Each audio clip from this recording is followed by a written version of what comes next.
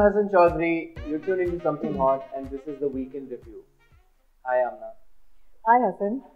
हमें बड़ा अच्छा फीडबैक मिला हमारे पहले एपिसोड के बाद. जी बिल्कुल, thanks to all the viewers और आप सबका बहुत शुक्रिया.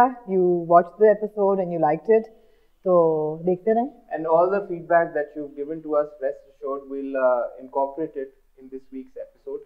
जो ड्रामे उन्होंने हमें बोले देखने के लिए, मैंने तो वो देखे. आपने देखे? मैं तो पहले भी देख रही थी वैसे. हाँ, मैंने और ज़्यादा पहले भी देख रही थी और आज हम उनमें से 4 ड्रामों की बात करेंगे और उसके बाद हम गोल्डन ग्लोब से मेरे पर्सनल 5 फेवरेट लुक्स दिखाएंगे लोगों को और कुछ इंस्टाग्राम पे जो हमें फैशन नज़र आता रहा है थ्रू आउट द वीक, उस पर कुछ थोड़ा सा करते हैं.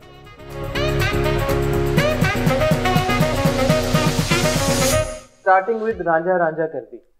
Amna, 2018 has been a great year for a lot of celebrities और उनमें से एक इकरा अजीज है. सुनो चंदा के बाद जो फेम उनको मिला वो एकदम से सुपरस्टारडम की तरफ उनको लेके जा रहा है. रांझा रांझा करदी के बाद क्या कहना चाहेंगे आप? मेरे ख्याल है इकरा अजीज डेफिनेटली इज वेलकम न्यू कमर. ये इतनी नई नहीं है लेकिन कुछ ब्रेक थ्रू उनका हुआ सुनो चंदा के साथ. इंडस्ट्री में एक्टिंग उनको आती है, मैंने उनका काम गौर से देखा है. She definitely knows how to act. मगर एक प्रॉब्लम है कि सुनो चंदा के बाद और रांझा रांझा करदी तक कैरेक्टर्स दोनों फर्क हैं, मगर she runs the risk of being stereotyped. How because एक कांस्टेंट एक कैरेक्टर है जो कि कांस्टेंट स्टेट ऑफ हाइपरबली में है.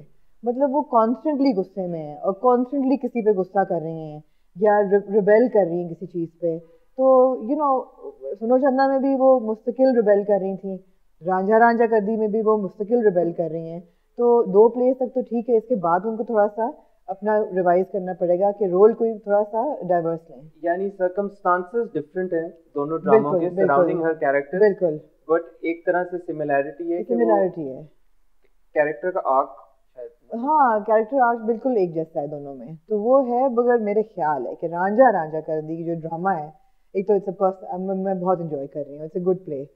उसमें जो ब्रेक थ्रू आर्टिस्ट है ना वो इमरान अशरफ है. बिल्कुल, इमरान ने बहुत अच्छी ऐसी ज़बरदस्त उन्होंने एक्टिंग की है इस प्ले में कि मेरे ख्याल है पहली दफ़ा he is somebody who is mentally challenged और ना सोसाइटी एक्सेप्ट करती है ना घर वाले एक्सेप्ट करते हैं कि उनको कोई प्रॉब्लम है. और बहुत ज़बरदस्त उनकी परफॉर्मेंस है. इस पे उनको वाकई अवार्ड मिलना चाहिए. उम्मीद करेंगे कि इस बार जो ज्यूरीज हैं सारी वो अपनी आंखें और कान खुले रखेंगे और मेरिट पे फैसला करें क्योंकि इमरान डेफिनेटली डिजर्व करते हैं. तो बहुत अच्छी परफॉर्मेंस थी. अच्छा, रांझा रांझा करदी के बाद जो एक फैन फेवरेट भी है और हमारा भी फेवरेट होता जा रहा है, व्हिच इज आंगन. और कल की एपिसोड तो बहुत मजे की थी. एक चीज जो मुझे बड़ी स्ट्राइकिंग लगी इस ड्रामे के बारे में कि गेम ऑफ थ्रोन से ज्यादा स्पीड पर कैरेक्टर्स वफात पा रहे हैं. मक्खियों की तरह गिर रहे हैं. इसके ऊपर आप क्या कहना चाहिए? मेरे ख्याल है कि नॉवल जो है वो बहुत डिटेल्ड है और जब उसको आप टेलीविजन पे लेके आते हैं तो थोड़ा सा उनको जल्दी गेम ऑफ थ्रोन्स का 6ठा सीजन चल रहा है. उन्होंने 4 किताबों पे 6 सीजन बना दिए. यहाँ एक सीजन में उन्होंने पूरा नॉवल रैप अप करना है, तो मुश्किल काम है. पहले 3 एपिसोड्स मैं कहूँगी कि बड़े इनकंसिस्टेंट थे.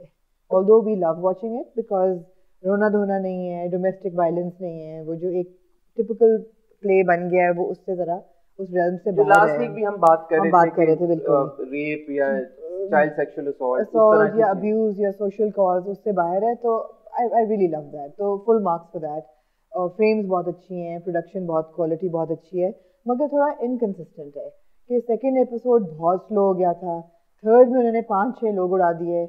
कल चौथा एपिसोड था, एकदम सब बड़े हो गए एंड जिस वक्त का सब इंतजार कर रहे थे कि आहद और सज्जल स्क्रीन पे आए, बस that kind of made up for it all.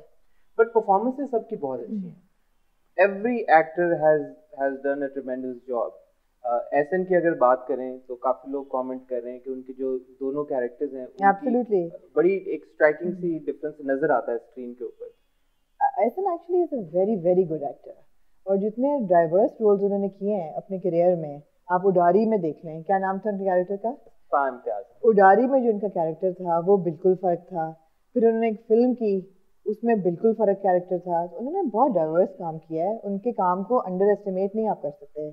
और यहाँ भी from Subhan to Safdar he is a completely different character.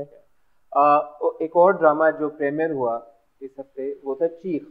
उसकी पहली एपिसोड आई as a matter of fact last Saturday, starring Saba Qamar, Bilal Abbas Khan, Ejaz Aslam और उष्णा शाह, जो कि हमें लग रहा है कि आखिरी एपिसोड के एंड पे शायद छत से गिरी हैं और शायद ना रहें। देख लिया आपने? मैंने देख लिया, सेकंड एपिसोड में ना।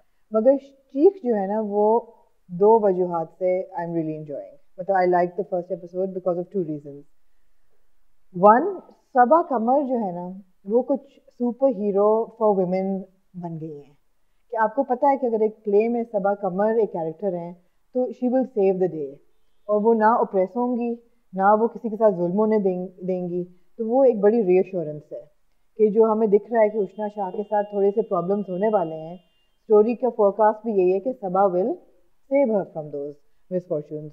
और दूसरी चीज़ ये है कि हमारे प्लेज में एक बहुत बड़ा प्रॉब्लम है that they pit women against each other.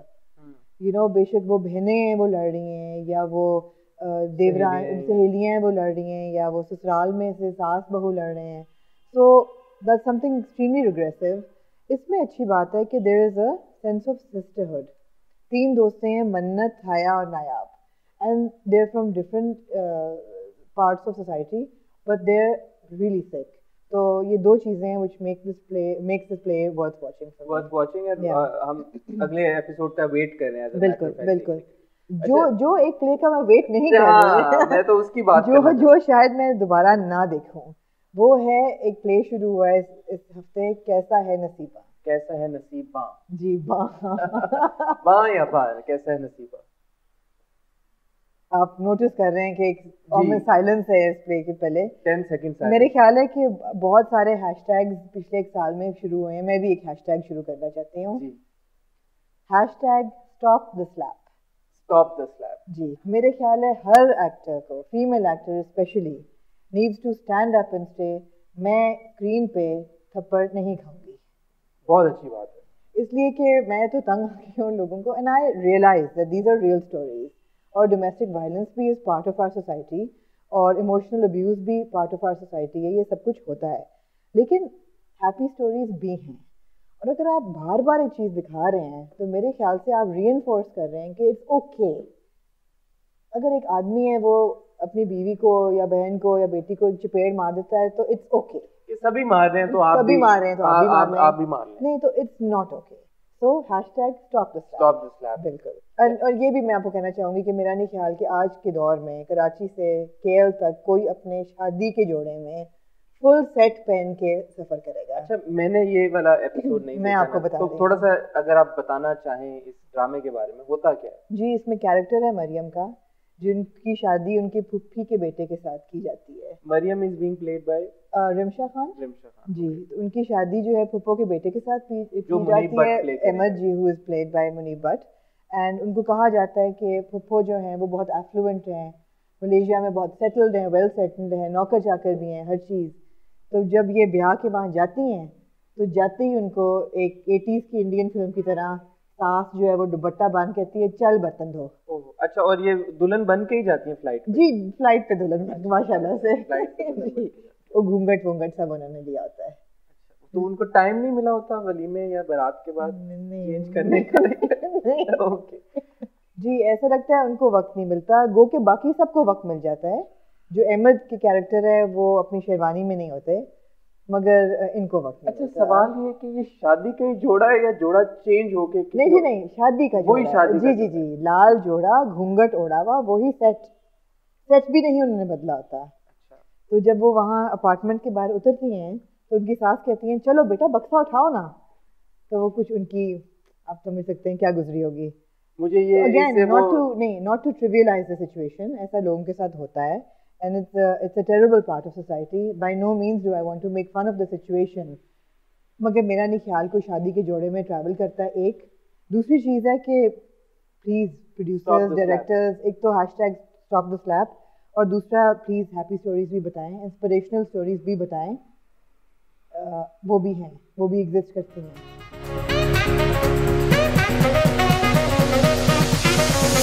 सामना फैशन की दुनिया में क्या हुआ इस हफ्ते? तो पाकिस्तान तो काफ़ी क्वाइट था फैशन को लेके। मेरे ख्याल है पार्टीज हो चुकी हैं, शादियां हो चुकी हैं, फैशन वीक और अवार्ड सीजन यहाँ अभी शुरू नहीं हुआ, लेकिन internationally we saw the Golden Globes and we saw that fantastic red carpet. और मैं तो पिछले 20 साल से कह रही हूँ कि कोई पाकिस्तान में ऐसा रेड कार्पेट ले आए, एज इन पर से, जो शादियों का कालीन ना लगे और रेड कार्पेट लगे। लेकिन ये है कि गोल्डन ग्लोब्स की हसन खसूसी बात ये है रेड कार्पेट की कि it's not just looks in fashion, usually it's a conversation.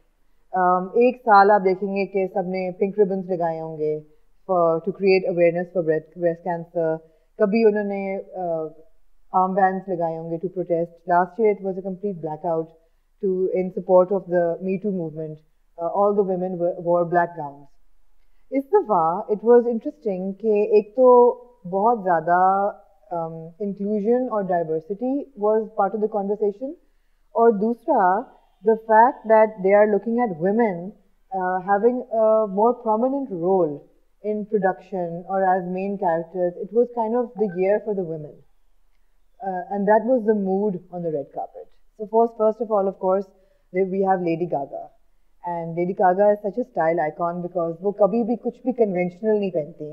So she was wearing a Valentino gown with a 10-yard trail, lavender, silk, fantastic. मगर क्वर्क कहाँ आ रहा है उनके बालों में, जो कि हमेशा आता है, जो कि हमेशा कहीं ना कहीं आता है। यहाँ पे ये कि her hair is lavender as well. And she's got a lot of body art which is not visible in the picture. Another favorite on the red carpet was Jamie Lee Curtis. And why it's a favorite look, because Jamie Lee Curtis, हम लोग कहते हैं ना कि जी वो so and so उम्र के मुताबिक ड्रेसअप करना चाहिए, या इतनी उम्र होगी ये देखें रेड कार्पेट पे ड्रेसअप होके आई हैं, but that is so irrelevant. I mean, to bracket somebody because of their age, जो हमारी सोसाइटी में बहुत ज़्यादा होता है, age, size, skin color. I mean, here's Jamie Lee Curtis and she's she's been through her prime time and she looks absolutely fantastic in Alexander McQueen. Another look when we talk about body image was Melissa McCarthy. पता नहीं आपने इनकी फिल्में देखी हैं कि नहीं, but she's a comedian and she's really, really funny. And इनकी फिल्म इस दफ़ा आई थी इस साल, Life of the Party, which was a great film. You should watch it. यहाँ भी, I mean, she's just wearing her size and she's wearing this outfit which is red carpet, but it's got stars on it, so it has a fun element. And she's looking fantastic. So this would be my third favorite look. और जहाँ से हम inclusion की बात करते हैं, so this was also the year which celebrated films like Crazy Rich Asians, and then we had Black Panther, और again diversity. So Sandra Oh जो थी, आपने पता नहीं Grey's Anatomy follow किया कि नहीं, बिल्कुल आप देखिए तो she was hosting the event and again looking great in Versace. So yeah, and last of all, my last favorite look was Julia Roberts, which is of course classic, all-time favorite. All-time favorite. And she was wearing Stella McCartney, and she's wearing a pantsuit, kind of a slash gown, which I thought was very, very interesting. Great. Thank you very much for tuning in. Next week we'll be back with another episode. लेकिन एक चीज़ जो यहाँ पे ज़रूरी है वो ये है कि आपने सब्सक्राइब का बटन ज़रूर क्लिक करना है और बेल आइकन पे भी ज़रूर क्लिक करना है ताकि आपके पास सारे नोटिफिकेशंस आते रहें हमारी वीडियोस के, और कमेंट ज़रूर करें, हम आपके सारे कमेंट्स पढ़ते हैं और उनको इनकॉर्पोरेट करने की कोशिश करते हैं। Thank you.